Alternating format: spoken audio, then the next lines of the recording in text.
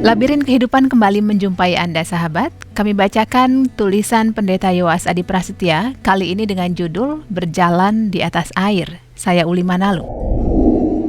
Tulisan Pendeta Yowas kali ini membawa kita pada pengalamannya di tahun 2013.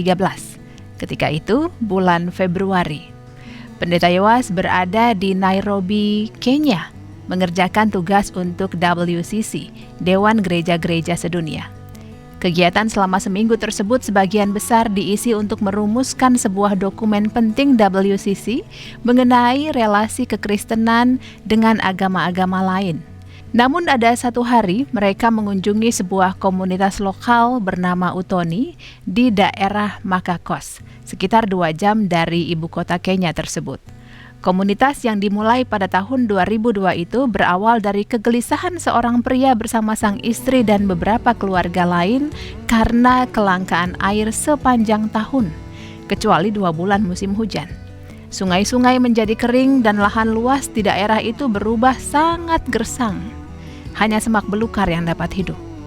Beberapa keluarga tersebut kemudian berinisiatif mengatasi persoalan dengan gagasan gila namun jenius. Joshua Silu Mukusya, nama pria itu. Mengingat pengalamannya menyaksikan orang-orang Inggris yang pernah menjajah Kenya memakai batu untuk memperlambat aliran air. Dengan imajinasi kreatifnya, ia membuat bendungan pasir dengan membuat tembok setinggi 1 meter melintasi sungai. Secara perlahan, pasir yang dibawa aliran air terhalang dan menumpuk di bendungan tersebut. Belakangan bendungan pasir itu dibuat lebih tinggi hingga mencapai 4 meter, sehingga dapat menampung hingga 10 juta liter air. Setelah beberapa saat, pasir menumpuk bendungan tersebut dan didapatilah komposisi 60% pasir dan 40% air. Dengan inisiatif tersebut, Joshua dan beberapa keluarga yang bersamanya dapat menyimpan air untuk kebutuhan sepanjang tahun, bahkan lebih. Ketika memerlukan air, mereka tinggal menggali dan mendapati air yang mereka butuhkan. Pengalaman Joshua kemudian dibagikan kepada siapapun yang mau dan berangsur-angsur terbentuk kelompok-kelompok baru dengan memakai teknologi alami tersebut. Hingga tulisan ini dibuat, Pendeta Yowas mengatakan terdapat 1.500 bendungan pasir dan 150 kelompok. Secara berangsur pula daerah Makakos berubah menjadi hijau. Masyarakat lokal dapat menanami lahan gersang dan ekonomi mereka meningkat.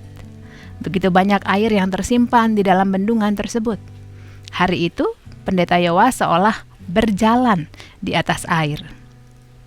Sahabat, Pendeta Yowas menyaksikan mukjizat kreativitas imajinasi perjuangan, kebersamaan, dan kemanusiaan. Bertambahlah kekagumannya ketika melihat satu kelompok pemilik bendungan pasir yang mengolah karya bersama itu dengan prinsip kerjasama, saling percaya, dan kerja keras. Hari itu, puluhan perempuan datang menyambut sekaligus menyetor benih pohon mangga untuk ditanam dan kelak dijual hasil panennya. Setiap anggota kelompok diharuskan membawa benih berapapun jumlahnya.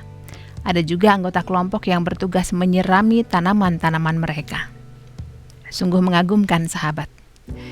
Kisah Utoni telah menghadiahkan sebuah inspirasi kepada Pendeta Yowas untuk menghayati perlunya hidup dengan penuh kreativitas dan imajinasi. Kreativitas adalah keluhuran manusia yang dikreasi menurut gambar Allah Sang Kreator. Dengan kata lain, kreativitas adalah seni berpartisipasi ke dalam karya penciptaan Allah bagi dunia ini. Kreativitaslah yang menjadi tanda bahwa Allah masih terus mencipta melalui manusia. Pada saat bersamaan, kreativitas bersahabat akrab dengan imajinasi, sebab imajinasi membuat kreativitas berinkarnasi ke dalam bentuk imaji atau realitas. Kreativitas adalah imajinasi yang mengada, artinya menjadikan yang tak hadir menjadi hadir. Bahkan secara teologis, relasi kreativitas dan imajinasi sama seperti relasi sang Bapa sebagai sang kreator dan sang anak sebagai sang imaji. Sebaliknya, Sama seperti tanpa sang imaji, sang kreator diam tak terhampiri. Demikian pun tanpa imajinasi, kreativitas melayang-layang tanpa realisasi. Gagasan yang tampak abstrak tersebut, sahabat, sesungguhnya mengakar kuat ke dalam relung hidup sehari-hari yang sangat rutin dan biasa. Tanpa kreativitas dan imajinasi, hidup akan hambar dan kosong. Demikian pesannya. Karena itu, olahlah imajinasi kreatif atau kreativitas imajinatif Anda mulai dari hal-hal kecil, seperti menemukan keindahan hidup saat melihat sederetan pasukan semut yang menggotong remah makanan, saat menyaksikan seorang muslim yang taat tengah memasuki ruang masjid setelah melepaskan alas kaki, tanda hormat pada yang ilahi. Saat seorang penjual nasi goreng membuatkan sepiring nasi goreng gratis untuk seorang pemulung, dan jutaan peristiwa lainnya. Semuanya akan berlalu tanpa makna ketika kita tidak meresponsnya dengan imajinasi kreatif kita. Sebaliknya, semuanya dapat menjadi tanda perjuangan manusia untuk tetap hidup manusiawi tatkala dimaknai lewat lensa iman yang kreatif. Sahabat, temukanlah air melimpah di bawah tumpukan pasir di sungai-sungai kering bersama komunitas Utoni dan berjalanlah di atas air. Dengan cara yang kurang lebih sama, Michelangelo, sang pemahat itu, pernah berkata, "Saya melihat malaikat di dalam sebongkah batu dan memahatnya hingga saya membebaskannya keluar." Atau Thomas Alva Edison yang berkata, "Untuk mencapai sesuatu, engkau membutuhkan secuil imajinasi yang baik dan setumpuk sampah." Demikian Labirin Kehidupan. Bagi sahabat yang membutuhkan naskah cetak lengkap Labirin Kehidupan, silakan menghubungi BPK Gunung Mulia. Terima kasih sudah meluangkan waktu Anda bersama kami. Sampai jumpa.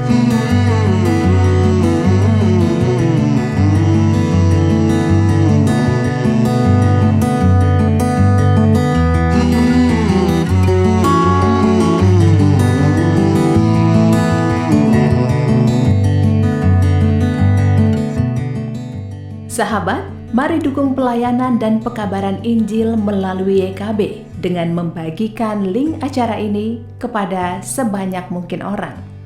Dukungan juga dapat saudara lakukan dengan mentransfer dukungan finansial ke rekening BCA ke nomor 450 305 2990 450 305 2990 atas nama Yayasan Komunikasi Bersama.